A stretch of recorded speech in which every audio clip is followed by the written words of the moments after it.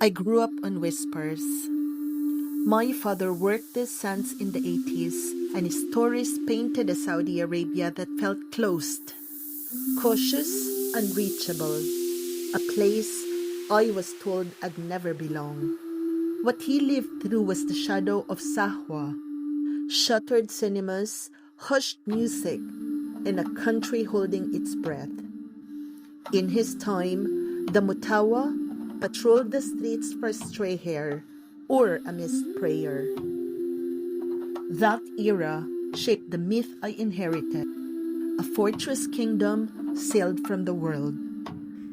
In 2022, I finally booked my flight, but pandemic shut the Saudi airports down. 46 months and one missed flight later, I stepped onto the Riyadh tarmac at midnight. The air was sharp, and so was the feeling that everything I'd inherited was about to be rewritten. The first shock wasn't the skyline, it was the road. Cars weaving in a rhythm that looked chaotic but moved like a choreography. I told my driver to use a signal. He laughed. Here, you are the hazard if you don't move with the flow. I checked into Hilton Riyadh Olaya, slept a few hours, and went out searching for the backward country I'd been warned about. I never found it. The gazelles gave me a moment to breathe. The tunes gave me my first pulse of this new country. And then Jebel Farain, the edge of the world.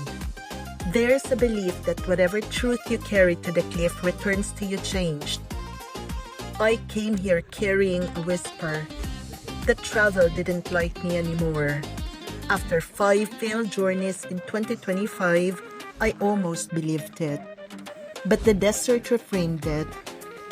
Those setbacks weren't failures. They were friction. The push I needed to finally launch this channel. Later, under wood smoke and fairy lights, the intimidating Saudi Arabia I carried in my head dissolved into dates, coffee, and strangers who felt like old friends. I thought Riyadh would feel closed, rigid, monotone, controlled, but to truly unlearn, I had to walk. 2 hours alone in the King Fahd district showed me a city my father could have never imagined. A bold architectural exhale, not a place catching up, but a place accelerating. At the metro, the longest driverless system on earth, I was still carrying an analog whisper. I was trying to get a ticket. A local woman smiled and said, "You don't need that. Just tap your Apple Pay or credit card." In that moment, the old label I'd held onto shattered. I expected conformity. I found ambition. The whispers told me Saudi women were hidden, silenced, limited. The reality? They were the ones who saw me. There was the woman on my flight from Dubai, which chatted the whole way, bridging worlds over a shared seat. Then Rim, who saw me solo shooting and stepped into my frame, not to hide, but to take my photo so I wouldn't be left out of my own story.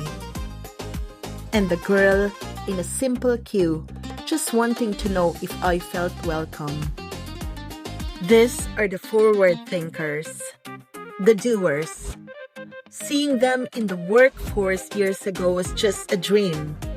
Today, they make up 36% of the engine, doubling in less than a decade.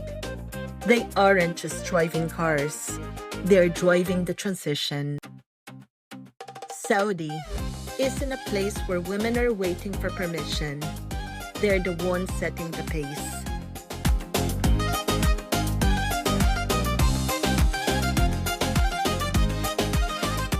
The world told me Saudi Arabia was an exclusive club with no entrance, but the doors are finally unlocked.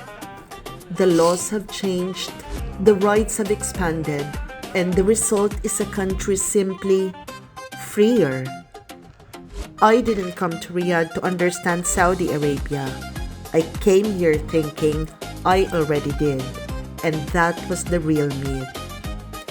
I was wrong. Unlearning is uncomfortable. It's admitting the world's framing was incomplete.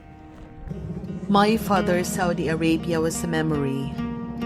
Mine is a reality of open hearts and a horizon that never ends. The world told me it was closed. My eyes told me it's wide open.